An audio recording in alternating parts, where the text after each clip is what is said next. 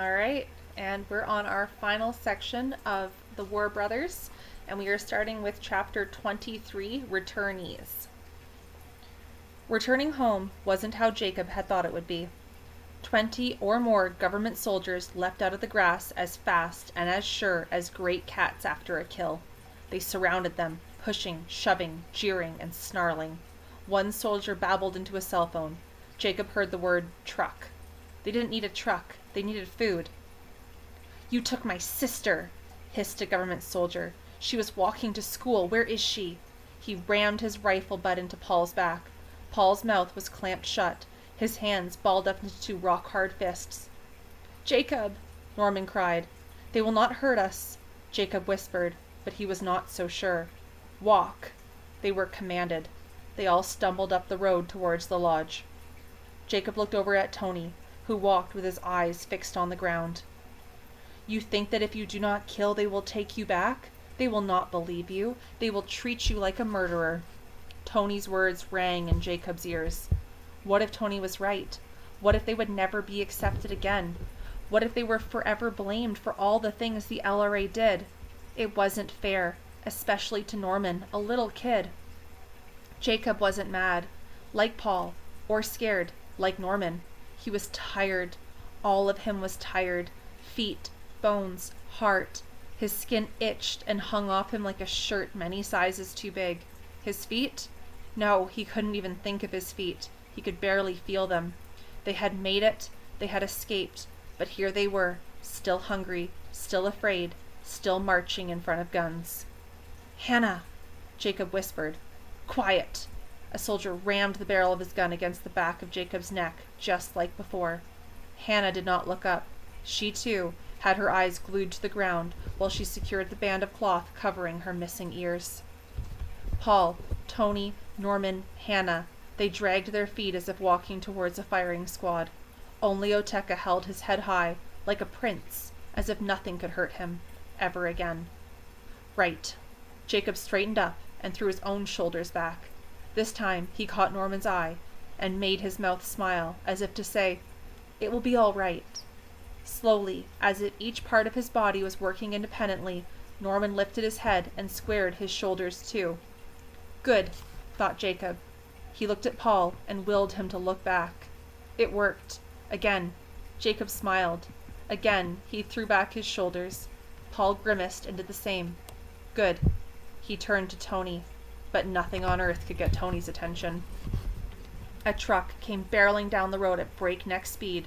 It skidded to a stop, kicking up pebbles and dust. A soldier opened up the back. "Get in." With all the dignity they could muster, they climbed up into the truck and sat on a wooden plank, shoulders back, heads high. Only Tony folded up into himself, head down, slumped. Names? Holding a clipboard and a pencil, a soldier scribbled down Paul's, then Tony's name. He came to Jacob. "Please," said Jacob, "we need food." "Name?" "Catino Jacob." The soldier looked hard at Jacob, then reached for his cell phone. Soon after, each was handed a banana. "Look." Paul touched Jacob's arm. Through the bush, they caught sight of two women, one very thin, and the other not so thin. One had hair the shade of sand, the other had lemon-colored hair. They were climbing onto a sightseeing bus. Jacob nudged Oteka. "The government soldiers must be under orders to keep us out of sight of tourists." Oteka nodded. He had been thinking the same thing. The truck lurched into gear. Jacob, Hannah, Tony, Paul, Norman, and Oteka sat facing the government soldiers and their guns. The ride was 3 hours long, yet no one spoke. Mud huts, long grass, farms tended to and farms not tended to, all passed by in a blur of colors. And then, there it was, Gulu, his city. The truck bounced in and out of potholes, tossing them from side to side, but Jacob couldn't help himself. He leapt up. The city, bathed in a waxy yellow light, seemed to beckon. Once he had seen only blue, yellow, and red buildings. Now they were sapphire blue, saffron yellow, and rosy pink. And there were other colors, too, leafy green, burnt orange, cinnamon brown. The buildings seemed to grow out from under the ground and sprout fully formed, beautiful to his eyes. Boda boys zoomed about on their motorcycles. Women went to market with chubby, well-loved babies on their backs. Bicycles and smiles were everywhere. Home. The truck charged into town and rumbled down the main street. In front of the 2 department stores, and standing on wooden walkways, wire models displayed all sorts of bustitis. Red and yellow posters advertising Bell beer were plastered on the side of buildings. Father always said that Ugandan beer was the best. Jacob's heart began to beat faster, faster, faster. Never mind the government soldiers. Never mind what people think. Father, I am home. A shout from one of the soldiers made him sit down again.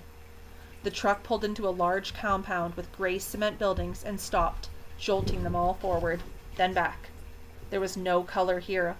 Several boys playing football in an open, sandy space stopped to look at them.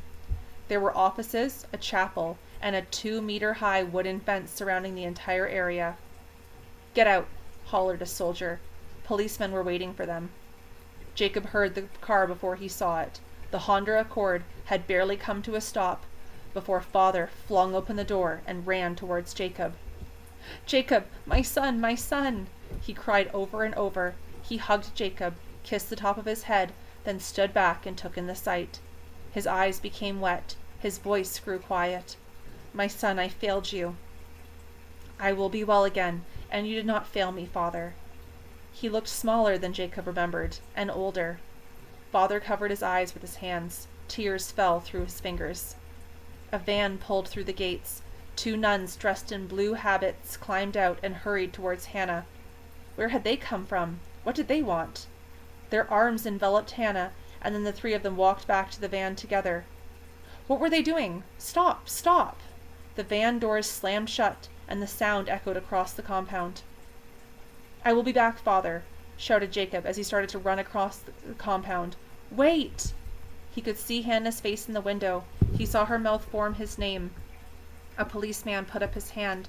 Jacob slammed into him as the van drove back through the gates. Hannah was gone.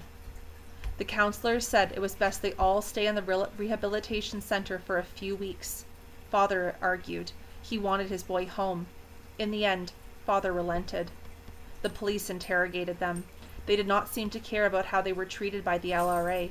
They only wanted to know about the guns and future plans of Coney and his crew. The boys exchanged looks. How would they know such things? There were doctors, nurses, and social workers to tend to them. People who said that they must be reintegrated into society. They said that they must forgive themselves.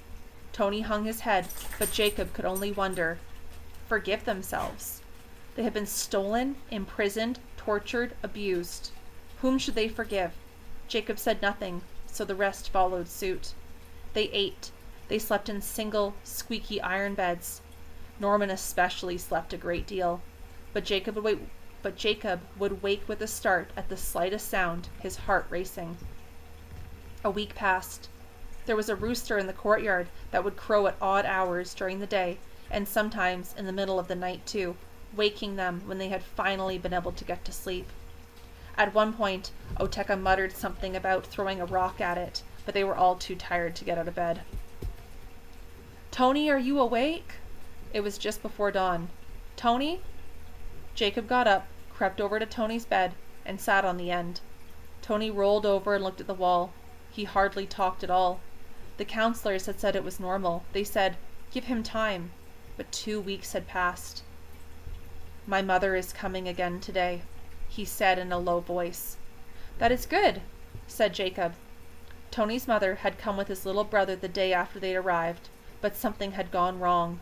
Tony's mother had yelled at the counselors. "Demons!" she'd cried.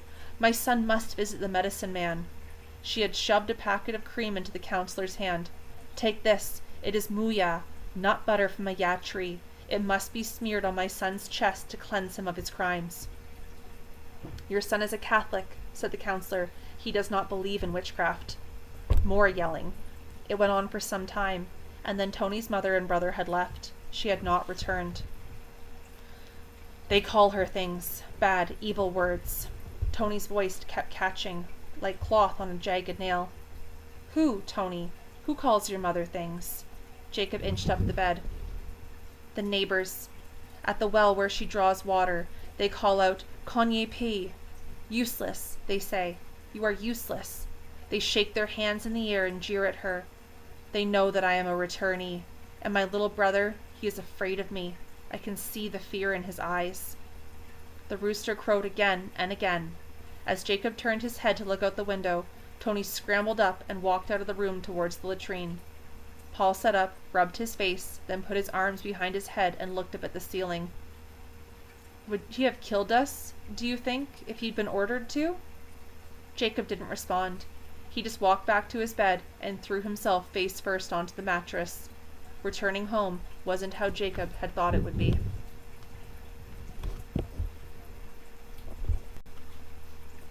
Chapter 24, A Lie for the Truth. Father Ricardo looked uncomfortable. The priest from the George Jones Seminary for Boys sat in the courtyard, presiding over Norman, Paul, Jacob, and Tony, like a Cuaro, a grandfather. He looked down from his chair at the boys sitting cross-legged on the grass. Tony, God must have wanted you to experience the LRA for a reason. You will grow to become a better person, a better priest. As he spoke, sweat gathered in beads across his forehead. Tony picked at the brown grass beneath his feet. Paul, your athletic prowess has been missed. Paul sucked in a breath. He's thinking about Adam, thought Jacob. Adam, who had won the school races, who would one day have played for the national football team in Kampala, who might have tried out for the Olympic team. He was the one that the school missed. Paul dithered, then spoke a little too loudly. The night when we were taken. Paul's body shuddered. I saw our teacher, Mr. Ojok. He was near the door on the ground. Is he... He could not say the word dead. Father Ricardo cleared his throat. Mr. Ojok is no longer with us. He looked at the boys' astonished faces. That is to say, he is teaching at another school. He was hit badly in the head. He has not fully recovered. Father Ricardo mumbled something incomprehensible to Jacob, something about mathematics, wiped his forehead with his sleeve, then announced that he would visit again soon. He left the boys sitting cross-legged in the grass. I wanted him to tell us why. Why did the school let this happen? Where were our teachers? Asked Paul. The boys picked at the grass. Perhaps they too ran away, whispered Jacob. Oteka, who had listened from a distance, walked over and folded his big frame down onto the ground. It does not matter, said Oteka. Soon the reasons why will be forgotten, and only the actions will remain. The deeds, good and bad, will be all we remember. Tony stood up and walked back to their sleeping quarters. Headmaster Haycoop, too, came to inquire about their health and about the other boys, the ones left behind. He didn't look as formidable as he had standing in the chapel, telling the students that they were the future of Uganda. He looked sad and uncomfortable. He had brought with him their suitcases from the school. The silver cases were lined up in the courtyard. They seemed out of place, from a different time. Finally, Headmaster Haycoop said they were all welcome back at the school. That is, if they chose to return. He left in a hurry. Norman's father arrived. He spent hours with the social workers, counselors, doctor, and nurses before talking to his son. Norman waited on his bed to be called into the office. He was not gone very long. He came back into the dorm and, just like Tony, fell into his bed. Jacob came over and stood beside his bed. What happened? My father said that he loved me, but he would not look at me. He is afraid of me. I can feel it. Norman? What could he say? Oteka had no one, and so he was not claimed. One day, the counselor handed Paul a letter from his father. Paul read it to himself, then he read it out loud. Is there anything you want? What are your future plans? There were many questions in the letter about the present and future, but none about the past 3 months, about the LRA, about his experience in the bush. This was the father who had taken him to New York. This was the father who had said that he had great hopes for him. Paul folded up the letter and put it away. Twice, they tramped over to the hospital to see the doctor. The hospital was the biggest and the best in northern Uganda. It was made of red brick. Jacob, Norman, Paul, Tony, and Oteka registered with a lady in a little brick booth at the hospital entrance. The receptionist peered at them over her glasses. She had heard about these returnees. Her upper lip curled. The nurse will call you when the doctor is ready to see you. She motioned with her head to go inside. The hallways were long and clean and open to the elements. In the middle of the hospital was a large patch of green grass. Families sat on the grass, and children played ball or slept under the trees. Wards surrounded this grassy area. The wait was long. They grew hot under the sun. People watched them. Some patients came out of the wards to stare. Jacob tried to talk to a little boy who smiled at him, but the mother pulled him away. Back from the hospital, they sat with their feet in the dust of the courtyard, their backs against the cement wall of their dormitory. Paul said out loud what they were all thinking. Do they think that we are killers? Do they think that we have a thirst to kill again? No one answered. Jacob! Father stood in the doorway of the room Jacob shared with Oteka, Tony, Paul, and Norman. Beside Father was Musa Henry Torak, Lizard's grandfather. Not since Jacob had peered down the barrel of a soldier's gun at the lodge had he felt his chest tighten like this. The old man looked at him through bright, clear eyes. Hope. The man has hope, thought Jacob. Welcome home, Jacob, said Musa Henry Torak. I prayed for your safe return every day, and now my prayers are answered. Jacob, standing in front of the old man, nodded and tried to form the words, thank you. His mouth felt as if it was sticky with glue.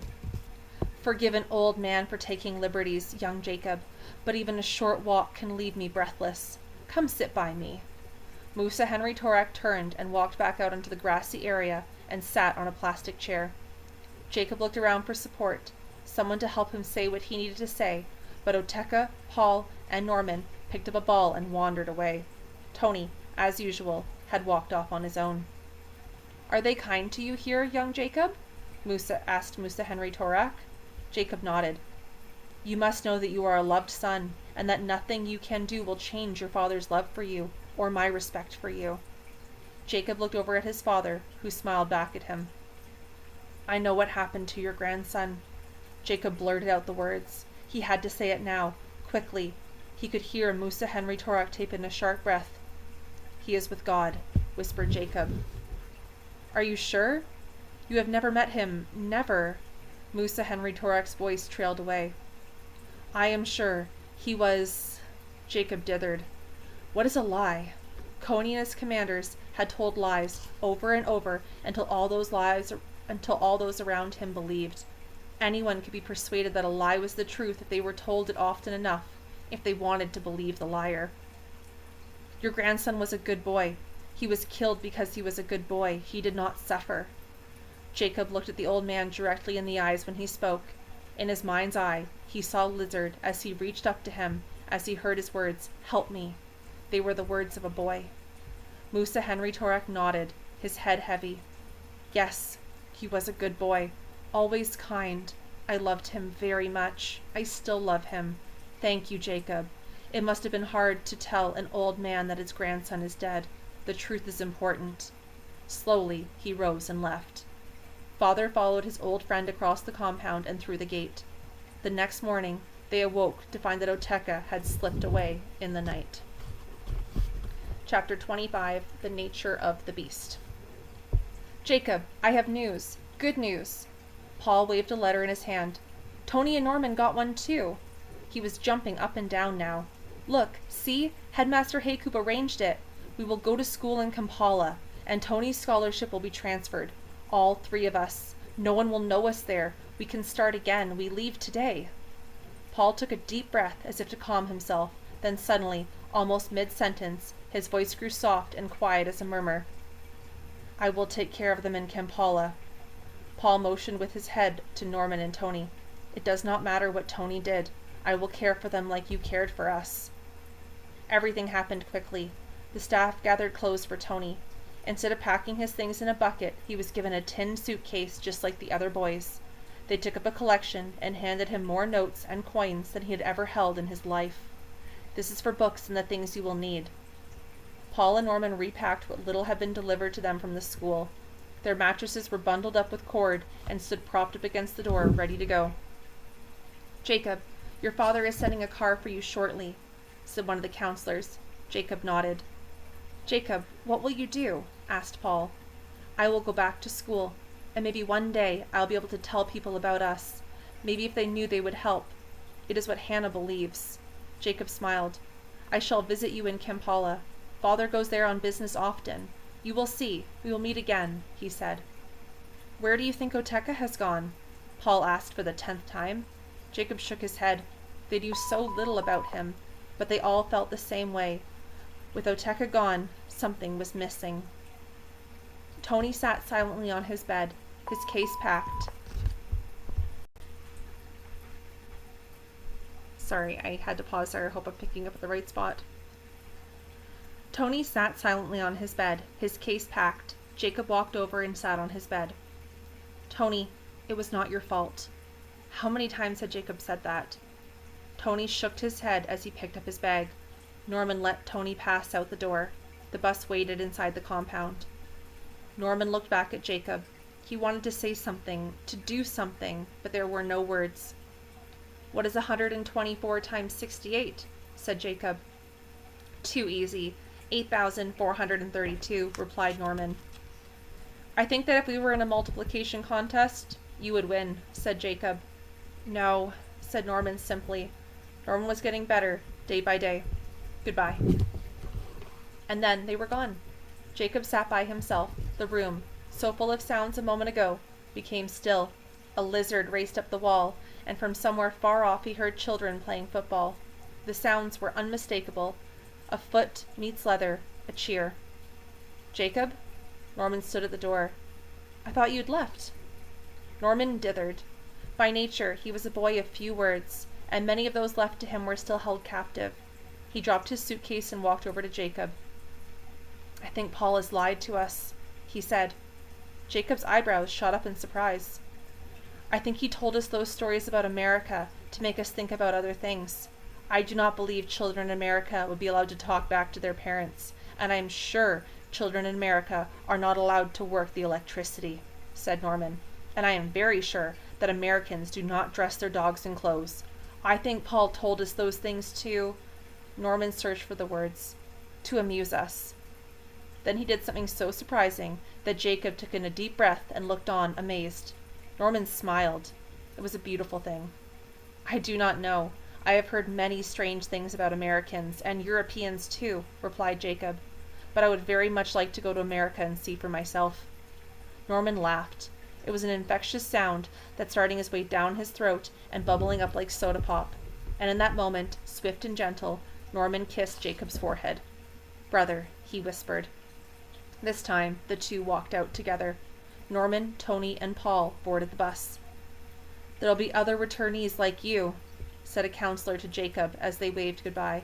More child soldiers will find a way out of the bush. You can help them. You can come back here and talk to them. The counselor did not push, did not require an answer. Jacob nodded. Yes, perhaps. Yes. And then Father's green Honda Accord pulled into the compound, and Ethel stepped out. She'd been skinny to begin with, and clearly she had lost weight. Still, she looked pretty. Jacob hadn't noticed that before either. Come, Jacob, let us go home, Ethel called out. Jacob put his tin suitcase and mattress in the trunk of the automobile. I would like to walk home. But Ethel was about to argue. Jacob stifled a laugh. Could it be that she thought he could not find his way across the city he had been born in? Ethel dithered, then smiled. You have grown. I will have to get used to this new Jacob. I shall have a crest waiting for you when you arrive home. She smiled weakly, and that's when Jacob realized that she was just being protective. In her own way, she loved him. Thank you. Jacob shook hands and said goodbye to the counselors and social workers before setting out on the roads of red sand and scorching tarmac. His feet were still sore, and he hobbled more than he walked. No one recognized him in the streets of Gulu, but then he was very thin. He peeked in kiosks, shops, stalls, and wooden lean-tos propped against crumbling buildings. He smelled the sweet scent of bananas sizzling on open grills. He gazed at the dried fish and papayas for sale, what he wouldn't have given for even a bite of such wondrous foods not 3 weeks ago. A feeling nudged at him. It had been there for a while. He pushed it down, back, away, but it kept returning, like the pain behind his eyes. Everything was the same, but different. He saw the colors, saw the beauty, but this city was not safe anymore, not completely. At any moment, the LRA, or any army, could flood into the city like a torrent of rain and take him away again. He looked at the elegant women who passed him on the street wearing bright busudis, many with babies on their backs or tall bundles on their heads. Did they think that one day those babies could be taken away and made to kill? He turned, walked through the courtyard, and entered the church through the side door. Jacob slid into a pew and looked up. "I'm back," he whispered to the baby angels painted on the ceiling. The pink patty bustled about the altar under the watchful eye of Jesus on the cross, and a woman sat alone near the top of the church in a pew, head bent. The only thing that had changed was Jacob.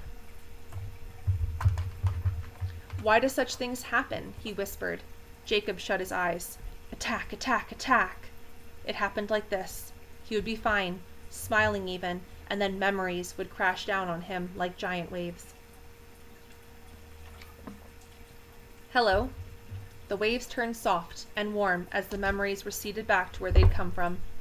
He smiled, then opened his eyes and looked into the almond-shaped eyes, at a nose and cheekbones sculpted into ridges, and a wide mouth made to smile. "Where did you come from?" Oteka slid in beside Jacob. "I've been watching the center for a while. I saw the bus leave with the boys, and then I followed you here." Jacob nodded. Oteka had been taking care of himself for a long, long time. Being confined and accountable would have been hard for him. "Where did you go?" "I went back to the displacement camp, to a grave. I called her Ada. She was an old woman who cared for me once as I cared for her. In the bush, I felt her presence and strength with me always. She saved me, and I had to thank her." Jacob understood. The woman at prayer crossed herself and left. Another woman took her place. The patty went away. A deacon in a white robe tied in the middle with a gold cord returned with tall candles. The two boys sat silently, side by side, for a while. "Why did this happen? Why is this still happening?" Jacob asked the question as much as Oteka as to the angels above, the statue of Mary in an alcove, and Jesus on the cross. "Do you remember the story of the crocodile and the scorpion? You were here, the night in the church," said Oteka, his voice low. "I was out there, sitting on the ground. I could see you listening to the storyteller." "I remember the story," said Jacob. "A scorpion rode on the back of a crocodile across the lake. In the middle of the lake, the scorpion stung the crocodile. As the crocodile began to sink, he cried out, 'Why? Why? You will die too.' Why did the scorpion kill the crocodile when it meant that he too would die?"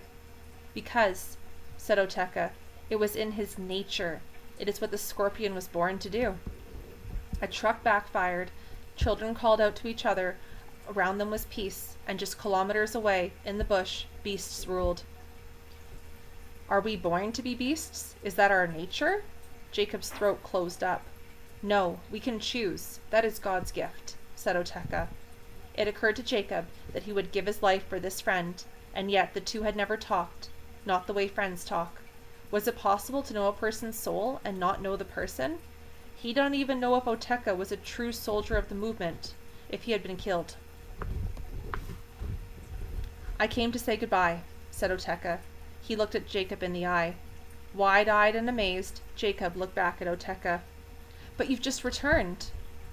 "When I was living at the displacement camp and taking care of Ada, I went to a medicine man and asked him to contact my mother. I asked my mother, 'What is it that I am supposed to do? What is my destiny?' I did not understand her message then, but I do now." A chill came over Jacob. "What did she say?" "Coney. My mother said, Coney." "She wanted to warn you. She wanted you to run away." It was obvious to Jacob, but something was whirling away inside him, something uncomfortable, not an idea, but a feeling. Something bad was about to happen. "I thought that too. I thought if I stayed, the LRA would raid the camp and I would be captured. I thought that if I left the camp and ran away, I would be captured on the road. I kept thinking, what was the point of telling me what would happen when I could do nothing about it? Before Ada died, she reminded me that my name meant hero." Oteka paused. Again, he felt embarrassed, but plunged on. "That's when I realized that all Acholi names have meaning. Coney means save. My mother was telling me to save." "No, you cannot do this. This is madness. You will die," Jacob hissed. It was a loud sound that reverberated around the church. The deacon turned and glared at Jacob. "I have Ada's protection, and I feel my mother's and my father's presence too. And my father left me with a gift. He said that I will always know the right path to take, and now that path is clear. I will help the government soldiers track the rebels. Oteka's voice was quiet, even, and resolute. I will go back after the lost boys, and I will save as many as I am able. I will come with you. I have watched you, Jacob. You are different now. You have found your voice. I heard you say to your friend Paul that you wanted people to know about us, know what happens to child soldiers. So tell them. You have great things to do in your life. You must follow your destiny, and I must follow mine. I know the voice of the true God. I will follow that voice. It is my nature. The road out of town was the same road that passed by Jacob's home, and so the two walked together through Gulu. They stopped at the entrance of Jacob's family compound. Jacob dithered and pondered, but in the end he came out with his thoughts. Oteka, I must ask, and I am sorry. And here Jacob paused. Did you kill? Was the question fair? Did he have the right to ask? Oteka did something surprising. He laughed. The commanders are greedy. They care too much for well-cooked food. When I was sent into battle, it was not to kill. It was to make sure the other soldiers did not steal the food they found in the villages. They wanted me alive, so that I could return and cook their food. No, Jacob, I did not kill. Would you have? It was hard, but Jacob looked Oteka in the eye. You are not asking me the question, Jacob. You are asking yourself. I hope one day you find your answer. Brother. Oteka and Jacob clasped hands. Brother, said Jacob, I will see you again. As Oteka walked away, he should have become smaller and smaller in Jacob's sight, but instead he became bigger and bigger until he filled up the whole skyline. Jacob! Ethel stood, hands on her hips, beside the guardhouse. The guard himself was tucked away in his little wooden hut. Jacob grimaced and walked towards her, but not before taking one last look down the road. Oteka was gone. Welcome home. There might have been a hint of a smile on Ethel's face, because when she moved aside, Hannah came into view. Jacob took a breath. She wore a simple dress. A band of colorful material covered her ears, and her hair was done in strange, thin braids lopped up and around, creating a sort of halo. Her eyes were wide, her nose thin, her mouth curved into a gentle smile. She was, Jacob could hardly speak, not pretty, but beautiful. Ethel looked from Jacob to Hannah and sighed. I shall leave you two, but after you have said hello, go talk to your father. He is under the mango tree. Off Ethel went. They waited until she went into the house before they spoke. She is very bossy, Hannah giggled. Jacob laughed. That is because she loves me. Where have you been? Did you think I would go away forever? She asked simply. Are you a nun? He blurted out the question. Why did he keep doing that? He did not know how to talk to a girl. How then was he supposed to talk to a nun? No, I am living with the nuns, and I am studying to be a teacher. She gazed at him with a steady eye. Might you ever become a nun? There, he'd said it, and now he would be happy to sink into the sand. I do not think it would be right for me. I stay with the nuns because I have no family. Suddenly shy, she looked down. You have family? Jacob's heart pounded so hard it made hearing difficult. Speaking was almost impossible. All he could manage were the words, Come and meet my father. Jacob and Hannah walked into the garden towards the great mango tree. It was a sweet, sweeter life. So that was the end of the book. There's a little note afterwards, which we are going to read by the author, Gulu, Uganda, 2009. Dear reader, as best as I can tell it, this is our story. Many years have passed, and I would like to report that Coney and his Lord's Resistance Army no longer exist. But that would not be true. I have never quite gotten over the feeling that although Coney has lost much of his power, he still lurks in the bush, hides behind huts, and prowls in elephant grass, ready to pounce. To think back to those times still causes me anguish, but it has brought me some insight, too. I remember Michael, the boy called Lizard. Hindsight allows me to see that he was as much a victim as an enemy. But there is the question that we all wrestle with. Where does the victim end and the criminal begin? Who is accountable? Child soldiers are instruments of evil men. How can we punish the child? What happens when the child grows up and continues on the path of murder and destruction? The world will see many more such children. It is a question that must be answered. But perhaps you would like to know about the rest of us. Again, I would like to give you only good news, but that would not be honest or true. We all still suffer from that hateful time, some more than others, and all in different ways. Tony did not find a way to absolve himself for Adam's murder or his betrayal. Sorry, I had noted before this was a note from the author. That's next. This is a sort of prologue where Jacob is writing in the future. Tony did not find a way to absolve himself for Adam's murder or his betrayal. I believe he saw us escape that night in the bush. Judas betrayed Jesus. In Tony's mind, betrayal is the greatest of sins. As his great friend, I forgave him and wish only that he could have found a way to forgive himself. Not surprisingly, Tony did not become a priest. He left school almost a month after he and the others arrived in Kampala. Paul did his best to live up to his promise to care for him. Twice Paul set out to find Tony in the twisty, often dangerous slums of our great capital city. Twice Paul brought him back to the school. Finally, Tony left for good, and no amount of cajoling or imploring could change his mind. Still, Paul did not give up. He would sneak out of his dormitory to bring Tony what little food he could scavenge, and shared his meager allowance with him. As time went on, Tony became more wild and reckless. He died of AIDS last year in Kampala. My country will miss the man he might have become. I will miss him forever.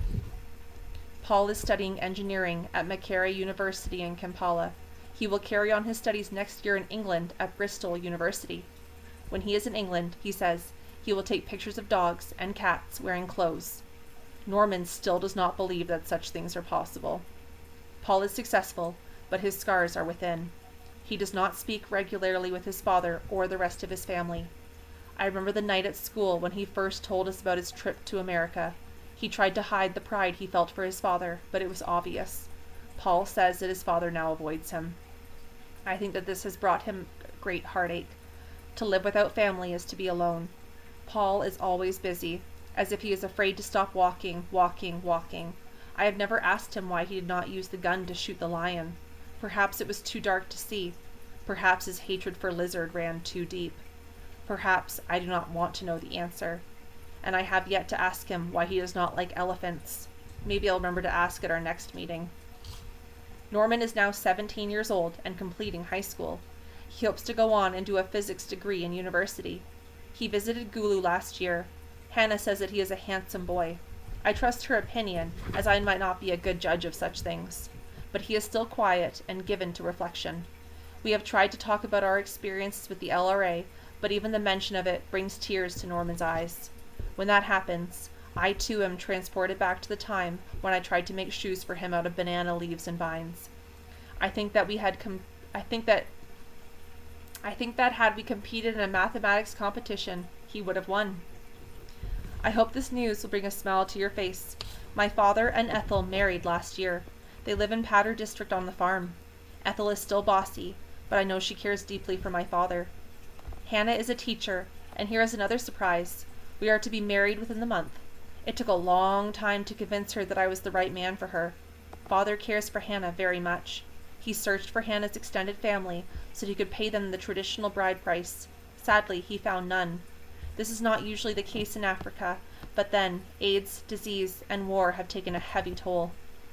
Since Father cannot pay Hannah's relatives the bride price, he has decided to give Hannah herself many cows. This is very unusual, but my father is a very unusual man. My soon-to-be wife is now a rich woman. I can tell people that I am marrying Hannah for her wealth. The wedding preparations are going on as we speak. Since Hannah does not have family, Ethel has put herself in charge. Hannah is trying very hard not to lose her temper. I have little to do with the planning, but my greatest wish would be to see Oteka at my wedding. We will live in Gulu in this house, my childhood home. Next year we will visit America. We will first go to England and see the Queen from a great distance. Even now I hear my mother's voice. Pussycat, where have you been? I've been to London to visit the Queen. We shall see the snow in Canada, although the thought of snow frightens Hannah terribly. We will also see the famous lights of New York City. What will it be like? I can only imagine. And then we will come home. Uganda is where my heart resides, and I could no more live without my country than I could live without my heart. Perhaps this sounds too much of a happy ending, and perhaps it is. With the exception of Tony, we are alive, and we go on while so many have died or remain captive. But there are still costs. I suffer from extreme headaches that leave me quaking in the dark. We all have moments when the memory becomes real, when the world we can touch and the world we cannot touch collide. There are times when I am sitting here at my desk and looking out at the mango tree where my father once sat, and suddenly I hear, "Attack! Attack! Attack!" I hear gunfire, and I see blood bloom like a red attura flower in the middle of the chest.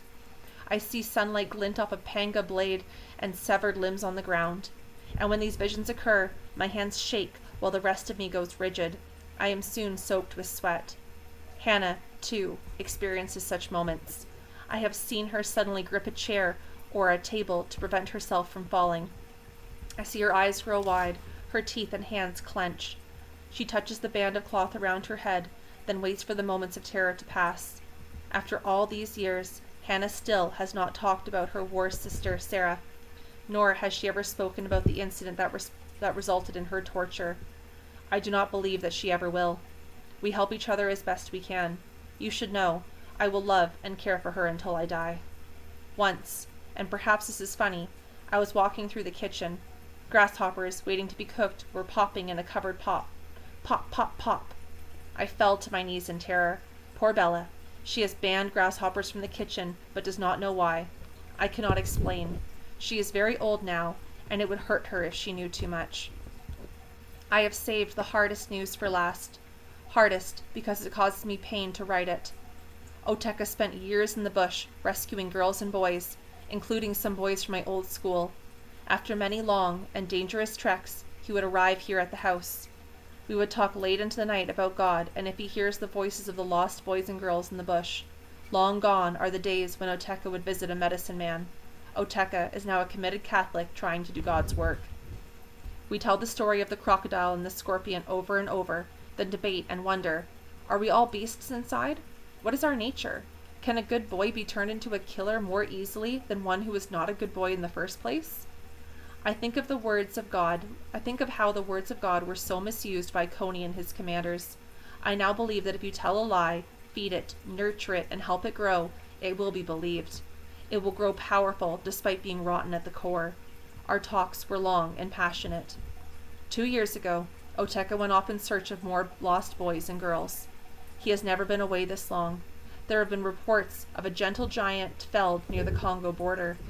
Others have said that a very tall young man was seen walking towards the Sudan.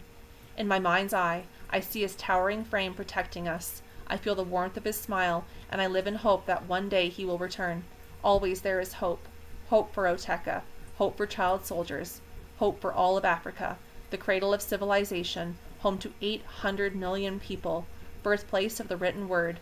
Hope for my country, Uganda. And it's signed Jacob. Here is the afterword by Adrian Bradbury. War Brothers is fiction. The war in northern Uganda is not. It is a fact. For well over 20 years, the Lord's Resistance Army, or the LRA, has been fighting the Ugandan government and at the same time terrorizing 2 million innocent civilians of northern Uganda. It is a fact, as you have read, that the most horrific of the LRA's crimes have been the abduction of as many as 60,000 children who have been used in this war against their will as soldiers, laborers, and sex slaves.